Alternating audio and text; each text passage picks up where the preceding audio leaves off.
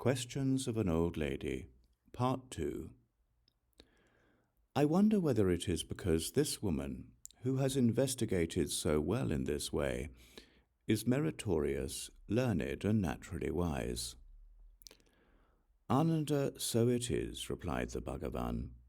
Ānanda, it is indeed just as you say.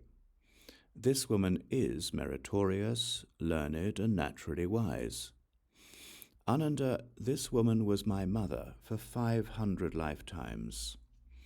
Ānanda, in each of those lifetimes, I also generated the roots of virtue so she could attain unsurpassable and perfectly complete enlightenment. Ānanda, I cherished, revered, and respected this woman greatly. She too thought, I will engage in whatever conduct my son engages in, and attain the unsurpassable and perfectly complete enlightenment of the vehicle of happiness. Bhagavan, why is she so poor in this way? Inquired Ānanda. The Bhagavan answered, Ānanda, when I took up the conduct of a bodhisattva, I became a renunciant in the doctrine of the Bhagavan, the Tathagata, Arhat, perfectly complete Buddha, Krakochanda. At that time, Ānanda, this woman was my mother. Because of her attachment, she did not want to let me go, so I stopped eating my 1 meal per day. Later, she agreed to let me go. Ānanda, it is because of the ripening of that karma that she is as poor as she is. Ānanda, this is the last time she will be poor. Ānanda, after death, this woman, who no longer craves a woman's faculties, will obtain a man's faculties in the Sukhāvatī buddhafield of the Bhagavan, the perfectly complete Buddha Amitabha. Once born there, she will make offerings to an innumerable, immeasurable, inconceivable number of Buddhas, guide an innumerable, immeasurable, inconceivable number of sentient beings to enlightenment, make an innumerable, immeasurable, inconceivable number of sentient beings ripe for enlightenment, bring an innumerable, immeasurable, inconceivable number of sentient beings to enlightenment, and having brought an innumerable, immeasurable, inconceivable number of sentient beings to enlightenment in 6,800,000 kalpas, she will become the Tathagata, Arhat, perfectly complete Buddha named Bodhyaṅgapuṣpakara in this trilliocosm. Ānanda, the wealth and enjoyments of sentient beings of this Buddha field will be like those of the gods of the 33. Thus did the Bhagavan announce, and having spoken these words, the Sugata, the teacher, added the following verses. Ānanda, behold this old lady before me with palms joined, who will become a Buddha, excellent among humans, named Bodhyaṅgapuṣpakara.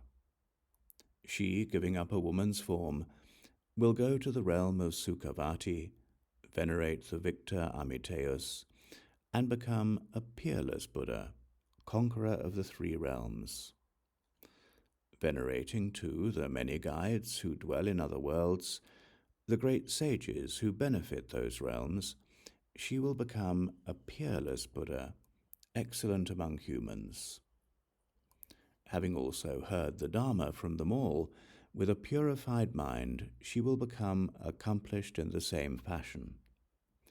Remaining in the immovable, supreme mind of enlightenment, she will cause countless sentient beings to practice the Dharma.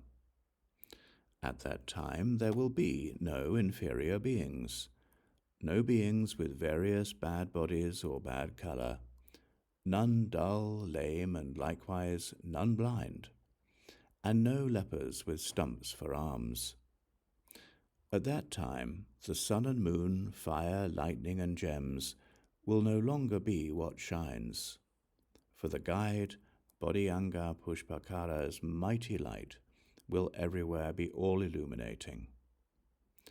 the same stature, marks, and complexion as those of the supreme gods of the 33 will be natural to those beings who at that time will fill that exceptional buddhafield. There will be no women belonging to Mara's faction, no female Maras, no retinue of Mara. When the Tathagata teaches the Dharma there, even the word Tirtika will be unknown. When the Tathagata reaches the Dharma there, even the words the lower realms, the pretas, animal birth, the beings of hell, and even the word woman will ever stay unheard. At that time, there will be no classifications of vehicles like the vehicles of the Shravakas and the Pratyeka Buddhas in this world. All will be endowed with a complete mind of enlightenment, dwell in loving kindness, and be compassionate. As birth in that Buddha field will always be miraculous, everyone there will be free from birth in the womb. They will remember past lives and, supremely intelligent and learned, retain upon hearing them whatever excellent teachings they study. Such are the qualities arrayed as features of that realm, that even by speaking of them for eons at a time, the tiny fraction of them one could thus describe would be less than a single drop of water compared to the ocean. When the Bhagavan had spoken, the Venerable Ānanda and the old lady, the bodhisattvas and bhikshus, and the world with its gods, humans, demigods, and Gandharvas, all rejoiced and praised highly what the Bhagavan had taught. This completes the noble Mahayana Sutra, The Questions of an Old Lady.